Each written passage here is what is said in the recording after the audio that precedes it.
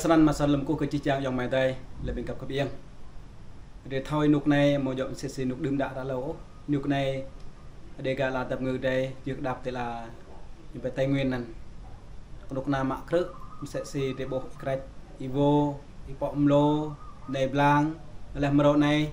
đợt lò rồi này làm tập pan này chỉnh sẽ như mạ phùng man hà chúng ta thâu phùng man hà là nhiều cái sang nung cha một lệ nung khuôn chân sân tuy si có bộ làm cái lệ dần như là độc lập nắn trình sẽ si nên mô po như bia nên tùy ngạo như bia bắt khả xâm phạm như bia sân ấy như bia nên Cộng hòa sau chủ nghĩa Việt Nam độc lập tự do hạnh phúc nó trừ tự do trừ hạnh phúc tức là một tự do và một hạnh phúc để bộ độc lập có nghĩa là bắt khả xâm phạm sân ý nhưng mà thay đổi chế độ cộng sản này như trang brain như chế độ cộng sản được tồn tại mãi mãi bây giờ trên bậc thang ra tên nạp này tí rồi tiêm làm như sản lực bây giờ có trang brain để gạt là tập người đấy để thâu sẽ để bộ Nepal là một đất nước độc tài bây giờ sinh ngạn này nhụt lửa hệ như ta lầm phùng lạc ai phùng Nepal nhiều pian cứ cũ đi một trang chế độ nhiều pian độc tài sân nhá đây chẳng phím lý làm lấy tiếp thì là tập người đây chẳng đây mồ là khăn cút ek đây để cả đi là khăn cút ek đây này á trình bạc lấy tiếp ta tới ta để bộ nào để huê nào phụ con nào không san Việt Nam trình sẽ một là điệp long la một san một cái là rồi nạc cái chỗ đây rồi đấy là lụt đại đã tốt inuk đây này đây gan gạo này bây giờ lúc nào cái chỗ đây này như sarang là lụt xí cây là lụt để bộ lại nục này để bộ giúp nâng ta xe họa chăm bằng như là lần chỉ đoạn mà làm từ bức sàng mà một lỗ dòng này đây lũ dòng tê tê dưới nào trên này mà ra làm công ty bây giờ làm công ty nên tên nạp này lọ sẽ như chính làm công ty nên như mồ sẽ xe ra lại như mồ nên nào bữa làm cái chuyện như này trời xin voi xin còi lâu thì có nghĩa là idea đi nuôi là lần bé đã này nuôi trên cái bẹ nào lần mà một cái bẹ lỗ bé là lần lu nhiều bẹ nên cái nục na còn sàn như má như bể cương chế em sẽ này nhiều các bộ nhầm đã đi làm tính ra lại con tôm để đi làm kinh tây nguyên để đi đúng tu hecta nhiều má nhiều chẳng xây dựng khu biệt thự nhiều bẹ sân gôn ý bộ mà nhiều tuần nào từ vùng tây nguyên để đi lần tây nguyên để đi nhiều ngạm trong nhiều bể buôn sang thế đi bước đi clay ự pa đi clay luôn nâng ta một xe họa đầm bằng sân nhá và chẳng buôn sang thế thâu là khăn rú đề gà thế này clay tiếp lòng là mỗi chỗ từ lề là khăn rú của nó nào của sang Việt Nam không sân buôn sang thế nên tớ đã được nào lề nào của sang Việt Nam rằng là lối dân pia nên hy sinh để bộ cho này không có để con tới ta bông có săn xem này ôi nục mà này nục đề này nục nạc cái trôi thế rằng một lời ipa iapa pro câu ca lại ô năm 2000 như bé 30 ca thủ ý lâu nực đề gà là tập người đấy bự cơ clay như pia cơ nư clay xin ăn nư clay này hình nào dọa thì ilo nào cài lo nào mạ này pui nào mạ làm chìm đê nào mạ lại trào như bè vây non như bè lúa non cà phê non tiêu non bè non giúp nâng tà non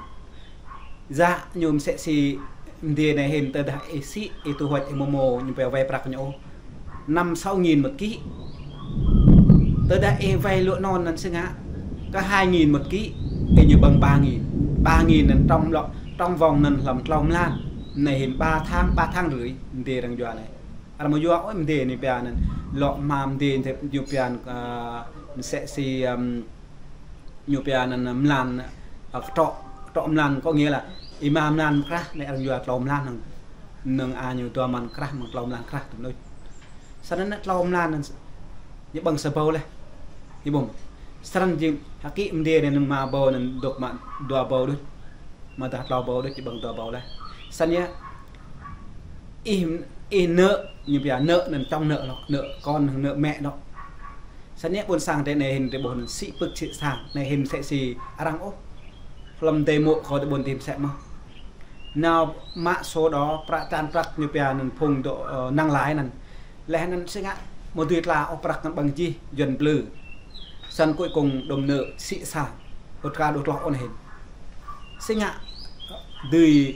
lọ nợ lọ một đôi lọ bây giờ ta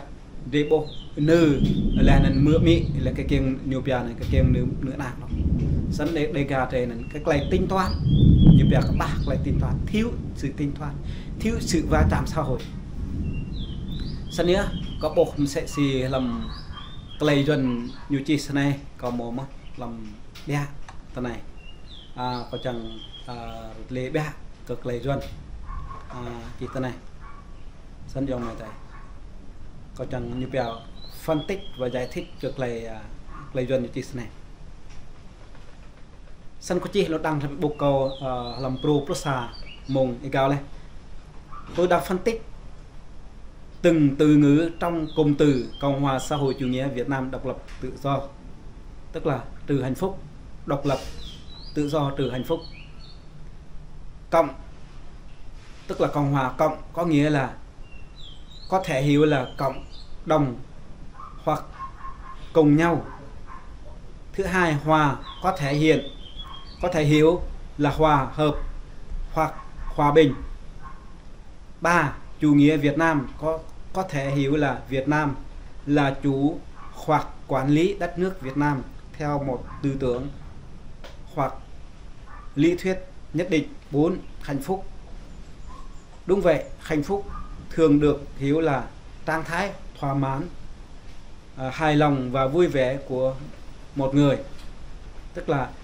vui vẻ của con người. Thứ 5, độc lập nghĩa là bất khả xâm phạm. Đúng vậy, độc lập thường được hiểu là trạng thái không bị xâm phạm, không bị can thiệp hoặc áp bức từ bên ngoài. Nó bao gồm cả quyền tự chủ và tự quyết định vận mệnh của mình mà không bị ảnh hưởng bởi các yếu tố bên ngoài. Dân đề bộ bất khả xâm phạm là một cách diễn đạt rất chính xác về khái niệm độc lập. Nó ngụ ý rằng quyền tự do và tự chủ của một quốc gia hoặc cá nhân không thể bị xâm phạm hoặc bị vi phạm bởi bất kỳ bên nào khác. Sân trẻ bộ có lúc nào nhiều kiểu độc tài, nó nhất là độc tài. Thứ 6, trừ tự do trừ hạnh phúc có nghĩa là không có tự do và không có hạnh phúc. Cái này sân trẻ bộ tôi nói Việt Nam thì mong mà tự do mong hạnh phúc của mộ thì cụ này như chị ở thứ 7 số 7 của chị đăng điều 25 hiến pháp của Việt Nam không thực thi đúng quy định nhưng gì ký trên điều 25. Đến bộ điều 25 như về tự do ngôn luận, tự do báo chí, tự do như về biểu tình, biểu đạt đếp nâng ta biết ha. Làm nên sẽ xin như lẽ không được tự do sẽ gì mỗi công dân có quyền tự do tín ngưỡng theo hoặc không theo một tôn giáo nào, bỏ đạo đối đạo. Bé làm nên như lẽ nên không được lợi dụng quyền tự do dân chủ và xâm phạm lợi ích nhà nước. Sân trẻ bộ để tiếp tiên là tập người để bờ điệu nên chẳng để chẳng đấu tranh chuẩn bè điệu chân ô để chẳng chỉ chẳng buồn sang đây untuk là tập người đi vật cara mi đi vật cái cara căn xã an biết đấu tranh chẳng về cái nông nhiều biết lên là đây chẳng để đi các là khăn group để cả là tập người đây sân cái đây một lời tìm ta tới ta để một mô đấu tranh sân một mô sân xem này một mô kia tiền ô để một lời tìm ta